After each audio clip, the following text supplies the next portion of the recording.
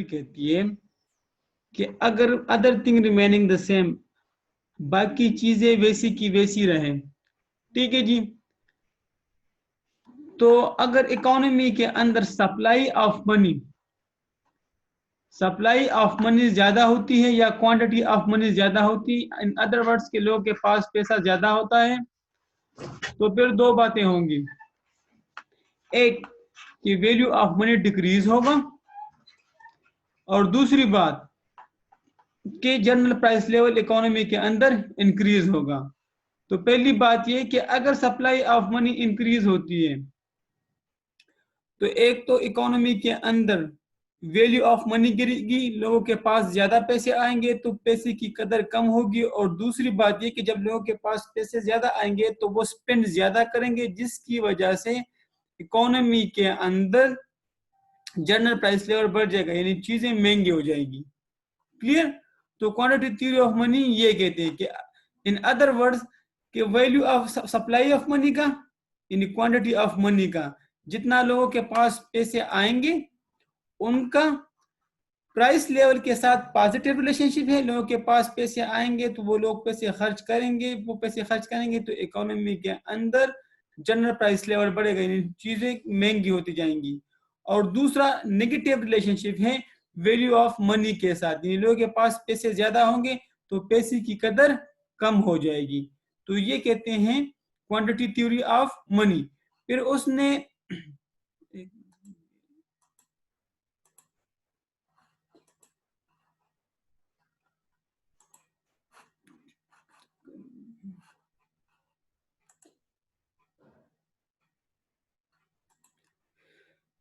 फिर उसने इक्वेशन की बात की। इक्वेशन क्या है इसकी? नंबर एक, m multiplied by v is equal to p multiplied by y।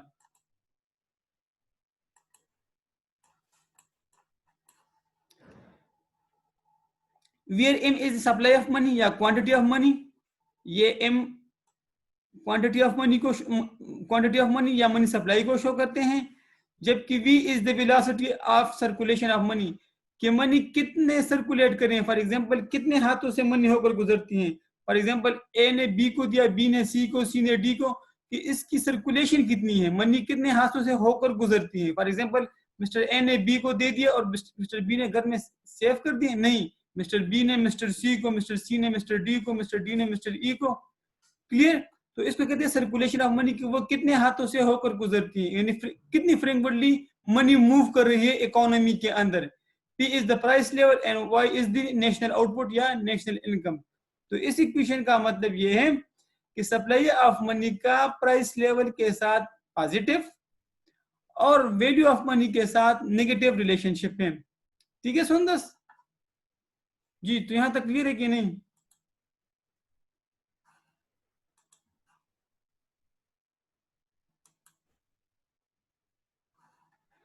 तो फिर इसकी assumptions भी थी, ये इसकी assumptions हैं कि velocity of money remains the constant।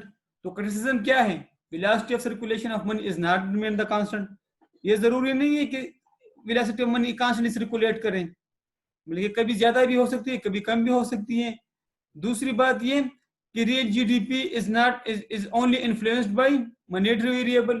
ये बात भी गलत है कि वो कह रहे हैं कि जीडीपी सिर्फ मॉनेटरी वेरिएबल से इन्फ्लुएंस करती है। भाई अदर देन मॉनेटरी वेरिएबल भी हो सकती हैं। क्लियर? तो और तीसरी बात उसने की किसी assumptions की कि प्रोडक्ट पोटेंशियल जो है ना economy might be due to increase in the rate of productivity और कैपिटल स्टेक।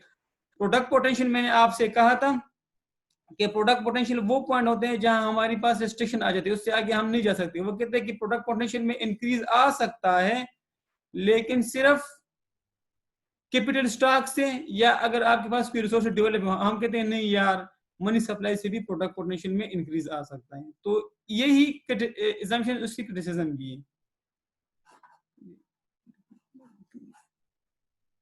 मिनट सबर करें।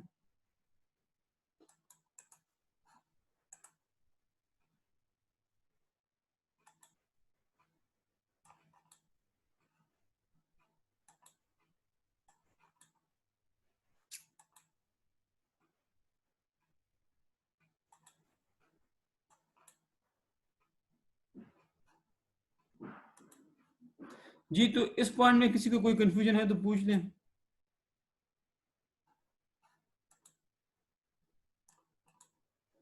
ये काम चलो ठीक। जी, यहां तक कोई कंफ्यूजन? जी सुंदस, खैर मैं कल वाला लेक्चर भी इंशाल्लाह अपलोड कर दूंगा, तो उसमें भी थोड़ा बहुत है। जी, बाकियों को भी कोई कंफ्यूजन है कि नहीं?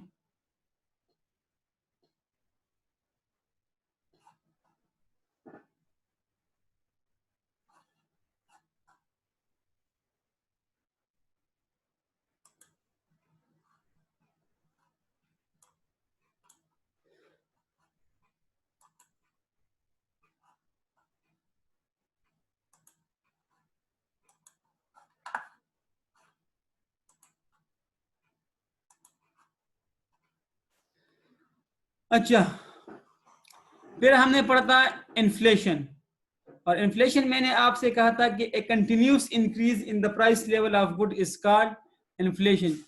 जब चीजों की कीमतें मुसलसल तसलसल के साथ बढ़ना शुरू हो जाएं, उसको हम कहते हैं इन्फ्लेशन। यार अगर वन ऑफ या वन टाइम चीजें बढ़ जाए ना, तो उसको, इसका मतलब है कि उसको हम इन्फ्लेशन नहीं कहेंगे। लेकिन जब चीजें तसलसल के साथ बढ़ रही हो, हर साल चीजें बढ़ रही हो, कीमतें बढ़ रही हो, तो उसको हम कहते हैं इन्फ्लेशन। फिर दो तरह की प्राइसेस होती हैं, एक को हम कहते हैं रियल प्राइस और दूसरे को हम कहते हैं nominal price. So real price वो प्राइस होती है जिसमें से इन्फ्लेशन का फैक्टर माइनस हुआ होता है, जिसमें से इन्फ्लेशन एडजस्टेड हुआ होता है। क्लियर जी? और एक होता है नॉमिनल प्राइस, वो प्राइस जिसमें इन्फ्लेशन का फैक्टर शामिल हो। फॉर एग्जांपल, अगर इकोनॉमी के अंदर आपकी जो प्राइस है वो 10% बढ़ी हो, ठीक है जी, लेकिन इकोनॉमी में इन्फ्लेशन 6% बढ़ा हो, तो इसका मतलब है कि प्राइस सिर्फ 4% बढ़ी है। क्लियर? प्राइसेस तो बढ़ी है 10%, लेकिन इसमें जो 6% का जो इफेक्ट है ना, ये 6% ये इन्फ्लेशन का है। तो इन रियल टर्म्स में हम कहते हैं कि रियल रेट हमारे पास 4% है, नॉमिनल रेट हमारे पास इन्फ्लेशन का 10% है। और हम कह सकते हैं कि यार इकोनॉमी के अंदर नॉमिनल प्राइस जो थी ना, वो थी 11,000, जबकि रियल प्राइस जो है ना वो है 10,400। तो इसमें रियल रेट में, नॉमिनल रेट में, रियल प्राइस में और नॉमिनल प्राइस में किसी को कोई कंफ्यूजन हो तो जरा पूछ ले शाबाश। तो रियल रेट वो रेट होता है जिसमें से हमने इन्फ्लेशन का फैक्टर माइनस किया, वो आपसे ऑब्जेक्टिव में पूछ सकता है वो। क्लियर जी? और नॉमिनल रेट वो रेट होता है जिसमें से जिसमें इन्फ्लेशन का फैक्टर शामिल होता है।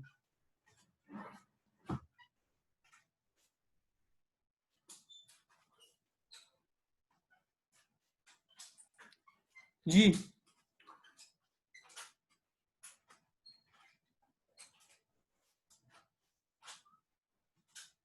अब आ जाते हैं सीपीआई की तरफ। यार ये आपने इंडेक्स, हम लोगों ने तो इंडेक्स नंबर पढ़ा है ना, ये सेम उसी तरह की एक चीज है। क्लियर? अब हम इन्फ्लेशन को किस तरह मेजर करेंगे, उसके लिए हमारे पास जो टूल्स हैं वो है इंडेक्स नंबर का टूल। इंडेक्स नंबर में हम क्या करते थे, हम एक बेस ईयर ले देते थे, ठीक है ना। एक बेस ईयर लेकर फॉर एग्जांपल हम कहते हैं यार हमारे पास जो है ना, फॉर एग्जांपल 2000, ये हमारे पास फॉर एग्जांपल ईयर, ये हमारे पास जो है ना, ये हमारे पास है बेस ईयर। इसके साथ हम फॉर एग्जांपल 2001 की फिगर भी कंपेयर करते थे, ठीक है ना। 2002 की भी कंपेयर कर सकते थे। फॉर एग्जांपल 2000 हमारे पास एक बेस ईयर था। क्लियर जी? तो इनके साथ हम 2001 की फिगर, फॉर एग्जांपल 2002 की फिगर 2003 से, ठीक है ना, तो इसको क्या कहते थे हम, करंट ईयर। तो करंट ईयर की फिगर हम बेस ईयर को के साथ कंपेयर करते थे, और जो भी फिगर आता हम कहते थे, फॉर एग्जांपल वीट की प्राइस 2000 में थी 100 रुपए। क्लियर जी? यार 2001 में वो हो गई 102। सही है जी?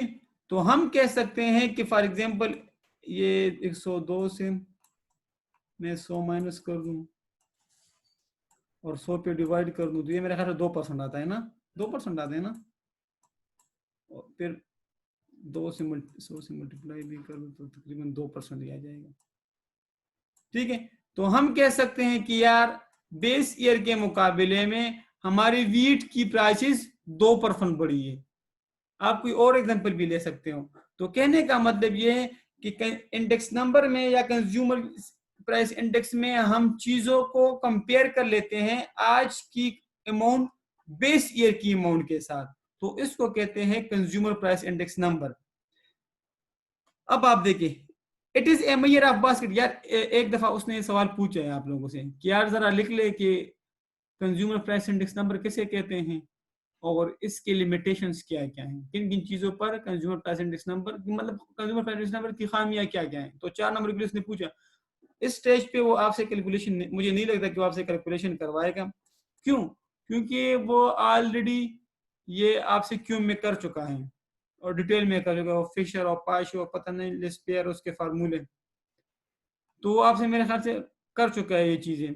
लेकिन वो आपसे थ्योरी यहाँ से जरूर पूछेगा वो, ठीक है, या शायद वो आपसे कहीं ऑब्जेक्टिव में जाके न्यूमेरिकल टेस्ट करवाएं, लेकिन वो यहाँ से थ्योरी 4-5 मार्क्स के लिए पूछे थे, तो आप लोगों ने इसको इग्नोर नहीं करना। It is a measure of the weighted average of price of a basket of goods. यार बास्केट ऑफ गुड्स का क्या मतलब है? हम कुछ गुड्स ले लेते हैं, ठीक है जी, 3-4 गुड्स हम ले लेंगे और उसकी हम वैल्यू देख लेंगे, ठीक है ना, उसकी हम वैल्यू कैलकुलेट कर लेंगे।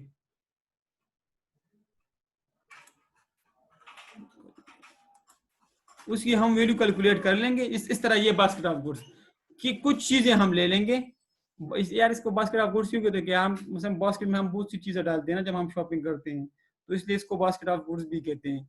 कि आपने food, shelter, clothing, transportation for example कुछ चीजें उसने ले ली, फिर क्या किया उसने उसने कहा कि यार आप ना प्राइस इंडेक्स कैलकुलेट करो। प्राइस इंडेक्स कैलकुलेट होती है, ये इसकी है प्राइस, फूड की ये प्राइस, शेल्टर की ये प्राइस, क्लोथिंग की ये प्राइस, ट्रांसपोर्टेशन की ये प्राइस, ये उसने आपको चीजें की प्राइस दी है। फिर वो आपको वेटिंग भी देंगे कि यार इसकी वेटेज कितना है, एक कंज्यूमर इसको कितनी वेटेज देता है, एक कंज्यूमर इसको कितनी वेटेज देता है, इसको इसको इसको और इसको, ये तकरीबन 100% आना चाहिए आपके पास। फिर हम प्राइस इंडेक्स को मल्टीप्लाई करेंगे इसके साथ, ठीक है, तो ये फिगर आ जाएगा, फिर इसके साथ तो ये फिगर, क्लियर जी। फिर इसको डिवाइड करेंगे हम इस 100 पे, तो हमारे पास ये आ जाएगा, ये क्लियर। तो हमारे पास ये आ जाएगा। तो हम कह सकते हैं कि प्रीवियस ईयर के मुकाबले में, बेस ईयर के मुकाबले में हमारी प्राइसेस तकरीबन 3% बढ़ी है। सही है जी। तो ये इसकी कैलकुलेशन इस तरह होती है। तो प्राइस इंडेक्स नंबर जब हम एक करंट ईयर की अमाउंट की बास्केट ऑफ गुड्स की जो वेटेड प्राइसेस होगी, और वेटेड प्राइस किस तरह कैलकुलेट होती है, ये आपके सामने ये देख लें आप, ये इस तरह कैलकुलेट होती है वेटेज प्राइस। तो ये इस तरह कैलकुलेट होगी, इसको डिवाइड करेंगे तो हम कह सकते हैं कि यार फॉर एग्जांपल अगर बेस ईयर में हमारे पास 100 रुपए थे तो आज 103, तो तकरीबन 3% इन्फ्लेशन आ चुका है। तो यहां तक काइंडली कोई शक हो तो जरा पूछ ले आप लोग। जी शाबाश, ठीक है। तो वो सिर्फ मुझे लगता है कि वो आपसे डिफिनीशन पूछेगा, ठीक है। तो ये कैलकुलेशन आप देख लो, आपको समझ आ भी जाएगी। आप लोगों ने अभी इतना मैथ्स और स्टैटिस्टिक्स थोड़ा बहुत पढ़ चुके हैं कि आपको इसकी कैलकुलेशन, सिंपल कैलकुलेशन है, समझ इंशाल्लाह आ जाएगी। फिर भी कंफ्यूजन है तो मुझसे पूछ ले शाबाश। लेकिन इधर हम कैलकुलेशन नहीं करेंगे, इधर हम सिर्फ थ्योरी पढ़ेंगे। जी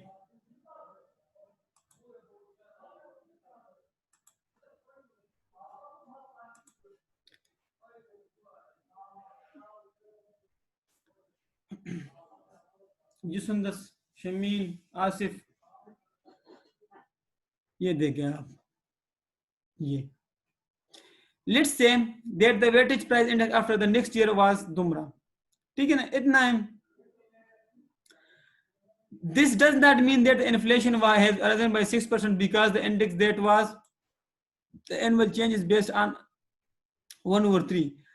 अब 106 है, फॉर एग्जाम्पल लास्ट ईयर 103 था, हम इज्यूम करते हैं कि करंट ईयर पे 106 है।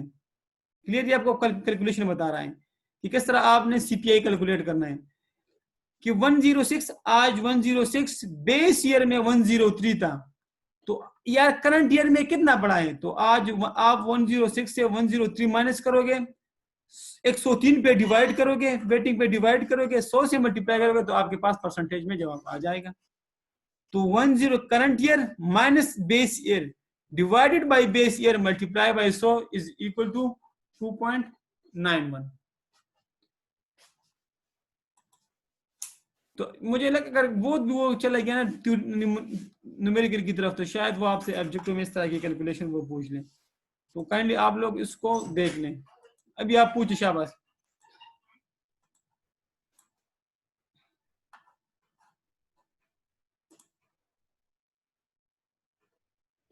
अच्छा, अब लिमिटेशन, ये इंपॉर्टेंट है। लिमिटेशन इंपॉर्टेंट है इसकी। अगर सीपीआई का सवाल है तो लिमिटेशन जरूर आएंगे। Not fully representative, changing quality of goods and services, and index number problems। यार पहला प्रॉब्लम तो ये है ना, ये तीसरा वाला पहला प्रॉब्लम तो ये है कि यार मैं कौन सा बेस ईयर ले लूं।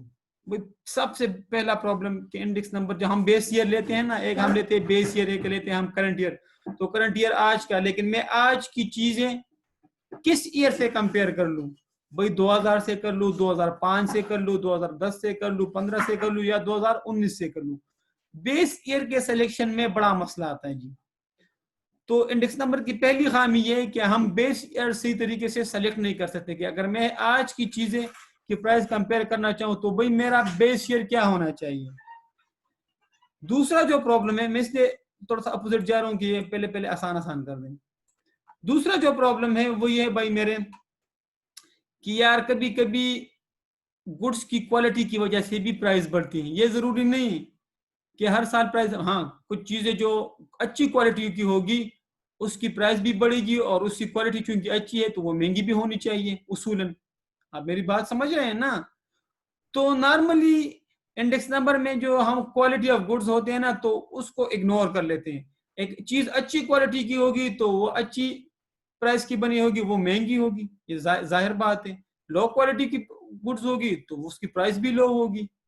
तो इंडेक्स नंबर ने इस चीज को भी इग्नोर किया है कि यार उसने क्वालिटी ऑफ गुड्स जो कि महंगी होनी चाहिए, अच्छी क्वालिटी की चीजें, उसको भी इसी जुमरे में डाला कि यार उसकी प्राइसेस भी बढ़ रही हैं और वो भी इन्फ्लेशन के खाते में डालते हैं। तीसरा जो पॉइंट्स है जो हमारी किताब में पहले नंबर पर है वो ये है कि यार नॉट फुली रिप्रेजेंटेटिव। देखें, एक सिंगल के लिए शायद वो प्राइस इतनी अहमियत ना रखती हो, यार वो प्राइस बढ़ गई ना यार, कोई कहते कुछ भी नहीं है, क्यों? क्योंकि वो सिंगल है, उसको इतना मसला नहीं। लेकिन शायद वो जिस प्रोडक्ट, फॉर एग्जांपल फूड की प्राइसेस बढ़ गई, फूड की प्राइसेस बढ़ने की वजह से बेस ईयर के कंपेयर में एक सिंगल बंदा कहते हैं यार यार नहीं, इतना इतना तो नॉर्मली बढ़ते रहते हैं, और वो डिफेंड करते हैं कि यार इट्स ओके, प्राइस मामूली सी बढ़ गई है। लेकिन उसी फूड की अगर आप फैमिली की नजर में देखो, जिसकी फैमिली है ठीक ठाक फैमिली, तो कहते हैं यार प्राइसेस बहुत बढ़ गई। तो इंडेक्स नंबर सबके लिए रिप्रेजेंटेटिव नहीं होता, हर किसी की अपनी अपनी व्यू है। जो स्मॉल फैमिली होती है या सिंगल मेंबर होते हैं वो कहते हैं यार कोई ठीक है, बस थोड़ी सी बढ़ गई, इतना खास इफेक्ट नहीं आया। लेकिन अगर जिसकी लार्ज फैमिली हो, फैमिली वाला बंदा, तो कहते हैं यार प्राइसेस बहुत बढ़ गई और बहुत ज्यादा इम्पैक्ट आ चुका है। तो हर किसी की अपनी अपनी व्यूज होती है इंडेक्स नंबर पर, ठीक है ना? तो एक एक एक शख्स के लिए वो एक व्यू रखेगा, दूसरे शख्स के लिए वो दूसरा व्यू। एक शख्स के लिए एक शख्स की स्पेंडिंग एक तरह की होगी और जिसकी लार्ज फैमिली की उसकी स्पेंडिंग दूसरी तरह की होगी। तो दोनों पर वो डिफरेंट इफेक्ट करेगा। क्लियर जी? तो ये 3 पॉइंट थे, ये इसकी लिमिटेशन थे। तो काइंडली इसको भी जरा आप लोग देख लें।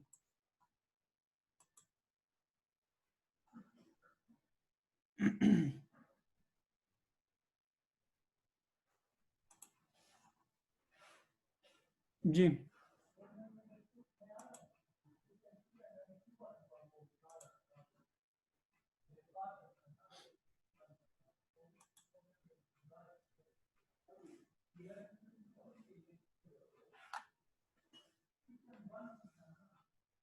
ये नहीं बताया हमें, हमें उसने वो नहीं दिया, हमारी प्राइसेस इतनी बढ़ गई है, बस उसने इतना बताया हमें, ठीक है ना। ये नहीं बताया कि ये रियल है कि ये नॉमिनल है, इतना हमें नहीं बताया उसने, ठीक है जी। तो अगर फॉर एग्जांपल मैं समझता हूँ कि यार ये रियल है, तो फिर वो हमें इन्फ्लेशन का रेट देगा, या अगर फॉर एग्जांपल ये नॉमिनल है तो फिर हमें इन्फ्लेशन का रेट देगा, सही है जी। तो इसका ये मतलब है जी।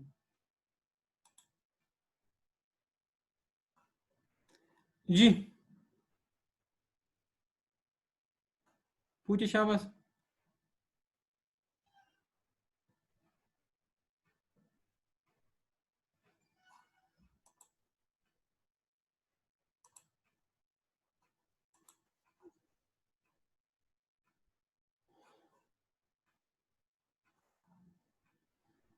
बाकी भी जरा अपनी शाबाश काट ली।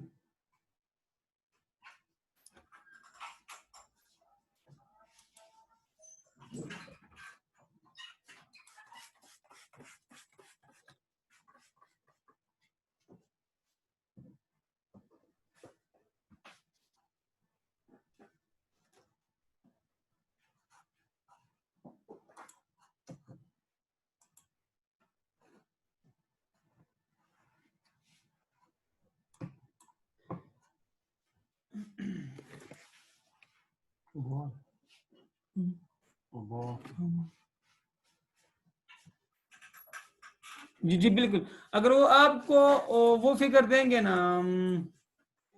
अपना सलमान, कि अगर उसने ये आप सोचिएगा उसने रेट दिया हो और साथ उसने इन्फ्लेशन का रेट भी दिया हो, तो हम ये इज्यूम करेंगे कि वो जो उसने रेट दिया है ना वो नॉमिनल रेट है, ठीक है भाई।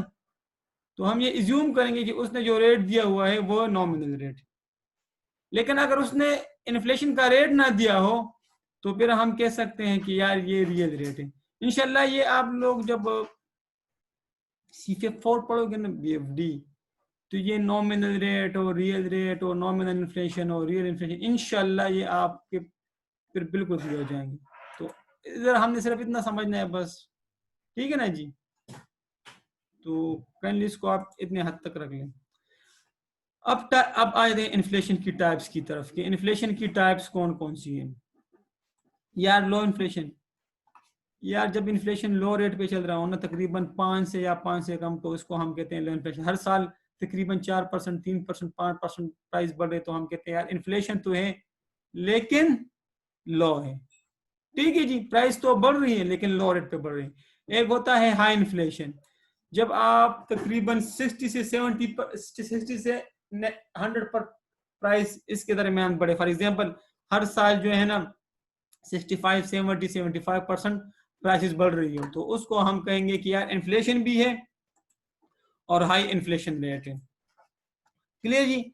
एक होता है यार हाइपर इन्फ्लेशन, ये देखो आप, मतलब 1 बिलियन%, ठीक है ना, यानी 1000 मिलियन% से रेट बढ़ रहा हो, तो उसको हम कहते हैं हाइपर इन्फ्लेशन। फॉर एग्जाम्पल अगर लास्ट ईयर एक चीज की प्राइस 1 रुपये थी, तो इस साल कितनी होगी, उसकी प्राइस 1 बिलियन होगी %, ठीक है ना, 1 बिलियन या 1000 मिलियन, ठीक है। तो 1 बिलियन में मेरे ख्याल से 1000 मिलियन होते हैं, क्लियर। तो इसको कहते हैं हाइपर इन्फ्लेशन। यार ये अजीब सी सीन है, ये उसने एग्जांपल भी दिया जर्मनी में 1922 1923 में, ठीक है ना। तो इसको जरा आप फिर देख ले, हाइपर इन्फ्लेशन ये होता है। एक होता है, इन तीन में कोई कंफ्यूजन, शाबाश, इन तीनों में कोई कंफ्यूजन, शाबाश पूछे।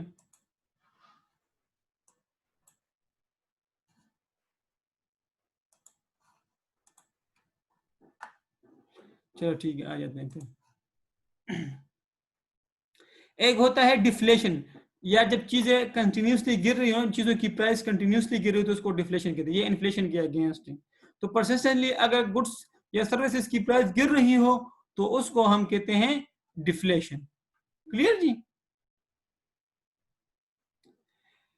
अच्छा, एक होता है स्टेगफ्लेशन। स्टेगफ्लेशन ये होता है कि यार चीजों की प्राइस भी बढ़ रही है और साथ साथ अनएम्प्लॉयमेंट भी बढ़ रहा है, जिस तरह आजकल की सिचुएशन कि गुड्स एंड सर्विसेज की प्राइस भी बढ़ रही है, भाई कौन सा रिपीट कर दूं अजहर?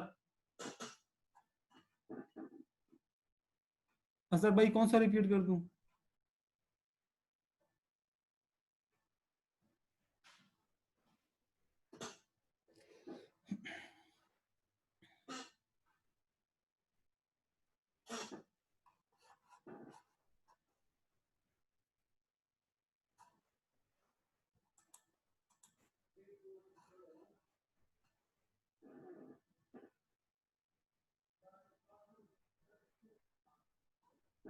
अच्छा, ये उसने दिया हुआ है डिफ्लेशन। तो जब प्राइस डिक्रीज हो रही है तो नेगेटिव इन्फ्लेशन। अगर आप भाई मेरे बात समझ रहे हो कि नहीं समझ रहे? जब प्राइस गिर रही हो तो आप उसको कोई नेगेटिव इन्फ्लेशन, तो उसको डिफ्लेशन भी कहते हैं। समझ रहे हो कि नहीं समझ रहे सर? उसने इधर लिखा हुआ है, तो जब प्राइस गिर रही हो तो नेगेटिव इन्फ्लेशन। ठीक है भाई। अच्छा, स्टैगफ्लेशन वो हालत होती है कि जहां प्राइस भी गुड्स एंड सर्विसेज की बढ़ रही हो, चीजें भी महंगी हो रही हो, और साथ साथ बेरोजगारी भी बढ़ रही हो, इस तरह आजकल की सिचुएशन। तो एक तरफ तो होती है आपकी इन्फ्लेशन, ठीक है जी, और प्लस आपका अनएम्प्लॉयमेंट। तो आपके पास चीजें भी बढ़ रही हैं और साथ साथ बेरोजगारी भी बढ़ रही है, तो दोनों तरफ से मजे। क्लियर जी? तो इसको कहते हैं स्टैगफ्लेशन।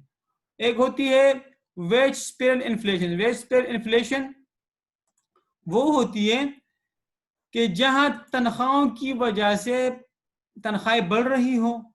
जब तनख्वाहें बढ़ेंगी तो लोगों के पास ज्यादा पैसे आएंगे। जब लोगों के पास ज्यादा पैसे आएंगे तो वो ज्यादा खर्च करेंगे। जब ज्यादा खर्च करेंगे तो चीजों की प्राइसेस बढ़ेगी। तो तनख्वाहों में इंक्रीज की वजह से अगर गुड्स एंड सर्विसेज की प्राइस बढ़ रही हो तो उसको हम कहते हैं वेज स्पेरल इन्फ्लेशन। तो वेज स्पेरल इन्फ्लेशन वेजेस की वजह से होती है। जब लोगों के पास ज्यादा तनख्वाहें होंगी, तनख्वाहें बढ़ेगी, तो उसके पास क्वांटिटी ऑफ मनी ज्यादा होगी, या सप्लाई क्वांटिटी ऑफ मनी ज्यादा होगी, तो वो ज्यादा स्पेंड करेंगे। तो जब ज्यादा स्पेंड करेंगे तो गुड्स एंड सर्विसेज की प्राइस बढ़ेगी। ठीक है ना?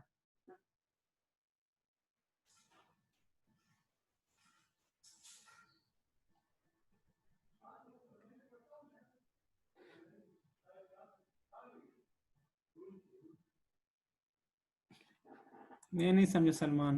अजहर, अगर आपको तो मैं आपका माइक ऑन कर लेता हूँ। गुड्स इकोनॉमी में वेस्ट इन्फ्लेशन, मैंने कहा भाई कि अगर आपकी वेजेस एक इकोनॉमी के अंदर वेजेस बढ़ रही हो, तो वेजेस बढ़ने का मतलब ये कि परचेजिंग पावर का बढ़ना। परचेजिंग पावर का बढ़ना का मतलब ये कि हाई स्पेंडिंग। हाई स्पेंडिंग का मतलब ये कि फिर लोग चीजों की डिमांड ज्यादा करेंगे। जब डिमांड ज्यादा करेंगे तो चीजें महंगी होती जाएंगी। ठीक है ना? तो इसको कहते हैं वाइड स्प्रेड इन्फ्लेशन।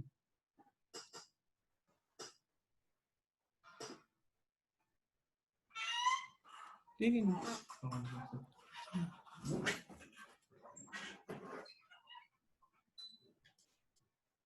जी जी, बिल्कुल बिल्कुल बिल्कुल इसी तरह से।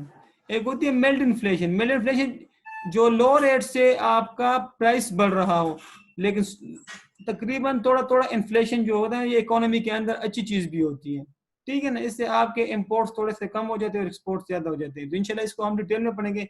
लेकिन it indicate rather slow rate of inflation. तकरीबन 2 से 4% बढ़ रहा हो ना, तो उसको आप स्लो इन्फ्लेशन या मिल्ड इन्फ्लेशन भी कह सकते हैं। ठीक है? तो नॉर्मली 2 से 4% से या 1 से 3% तकरीबन थोड़ी बहुत इन्फ्लेशन होती रहती है। ये डेवलप्ड कंट्रीज में भी थोड़ा बहुत होता है। क्लियर? तो इसको कहते हैं मिल्ड इन्फ्लेशन। अगर स्लो रेट से बढ़ रहा हो और तकरीबन स्मॉल अमाउंट में बढ़ रहा हो, स्मॉल परसेंटेज में, तो इसको कहते हैं मिल्ड इन्फ्लेशन। तो जरा शाबाश ये देख लें। अब इसके इम्पैक्ट क्या होंगे ये भी देखते हैं।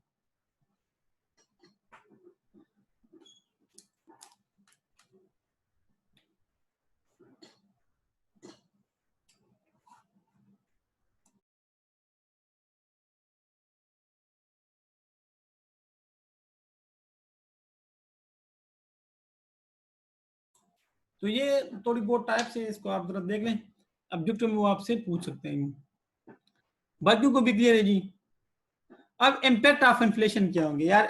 नॉर्मली इन्फ्लेशन के इम्पैक्ट अच्छे नहीं होते अगर इन्फ्लेशन बहुत हाई रेट से बढ़ रहा हो। क्यों?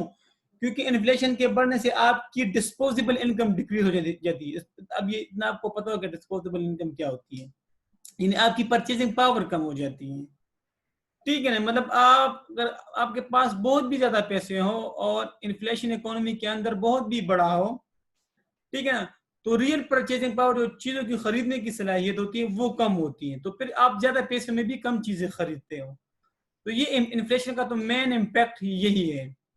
क्लियर जी, कि आपकी रियल इनकम या आपकी डिस्पोजेबल इनकम कम हो जाती है, जिसकी वजह से आपकी परचेजिंग पावर कम हो जाती है। परचेजिंग पावर कम होने की वजह से फिर आप अगर पैसे ज्यादा भी हो, क्वांटिटी ऑफ मनी ज्यादा भी हो, ठीक है ना, तो ऑलरेडी इकोनॉमी के अंदर जनरल प्राइस लेवल बढ़ चुका है, तो आपकी पैसे की वो कदर यानी वो वैल्यू नहीं होती।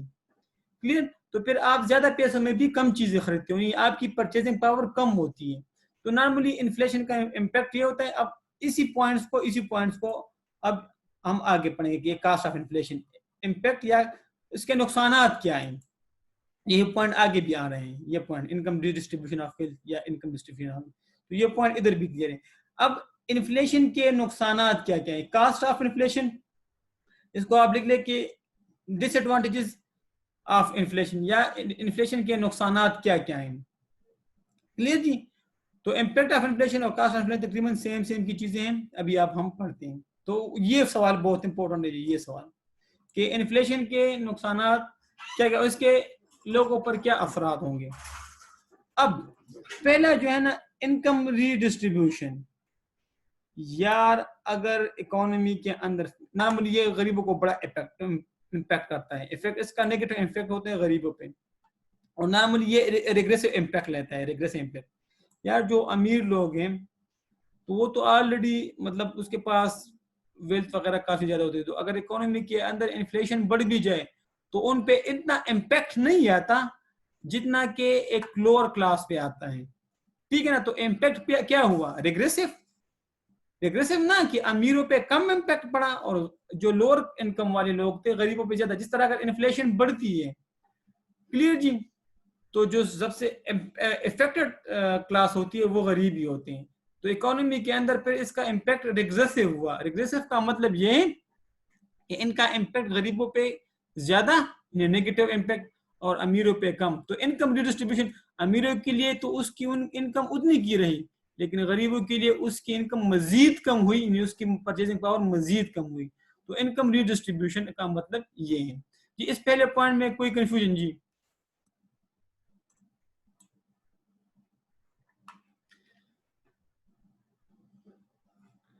फॉल इन रियल इनकम, यार मैंने आपसे कहा ना कि इन्फ्लेशन का मेन इम्पैक्ट क्या होता है, मेन इम्पैक्ट कि आपकी परचेजिंग पावर कम हो जाती है, आपकी रियल इनकम में डिक्रीज आ जाती है, रियल इनकम या डिस्पोजेबल इनकम आपकी डिक्रीज हो जाती है। तो अगर फॉर एग्जांपल इकोनॉमी के अंदर आपकी इनकम पहले 100 थी और कोई इन्फ्लेशन इफेक्ट फॉर एग्जांपल हम एज्यूम कर दे कि 0, तो आपकी रियल इनकम या परचेजिंग पावर आपकी 100 रुपए थी। लेकिन अगर आपकी इनकम फॉर एग्जांपल वही 100 की 100 रही और इकोनॉमी के अंदर 5% भी इन्फ्लेशन आया, तो अभी आपकी रियल इनकम कितनी हो गई, 95। तो इम्पैक्ट ये होता है कि इन्फ्लेशन आपकी रियल इनकम को या डिस्पोजेबल इनकम को डिक्रीज कर लेता है जी। इन दो पॉइंट्स में कोई कंफ्यूजन।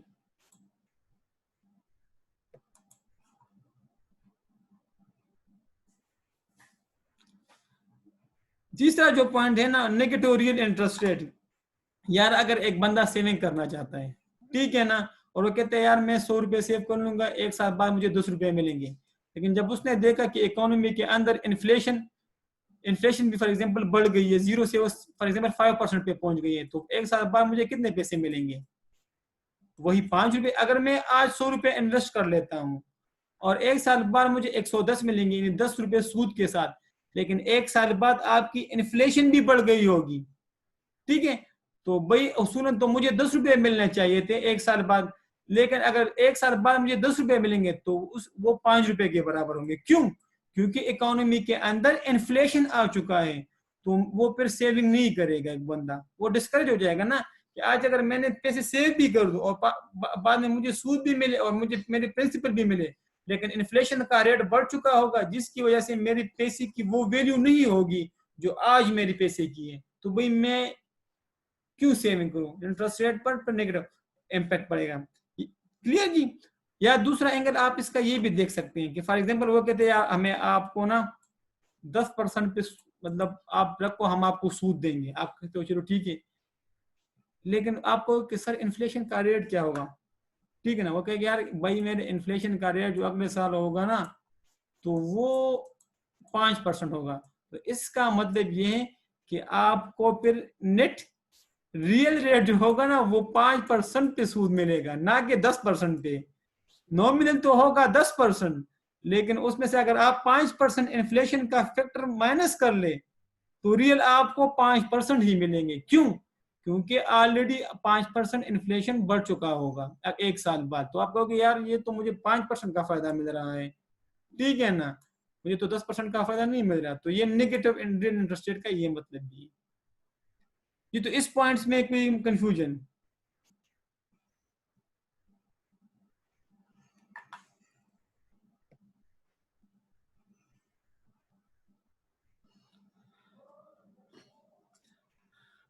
तीसरा point cost of borrowing. Cost of borrowing mean कि जब मैं लोन लेता हूं तो उसमें मुझे फिर सूद देना पड़ता है। यार इस तरह होता है कि जब इन्फ्लेशन बढ़ता है ना इकोनॉमी के अंदर, तो नॉर्मली स्टेट बैंक के पास मेन ऑप्शन ये होता है स्टेट बैंक के पास कि वो इंटरेस्ट रेट बढ़ा लेता है। जब इंटरेस्ट रेट बढ़ा देता है ना, उसने इन्फ्लेशन को जब कंट्रोल करने का स्टेट बैंक के पास मेन टूल जो है ना, स्टेट बैंक के पास इंटरेस्ट इन्फ्लेशन को कंट्रोल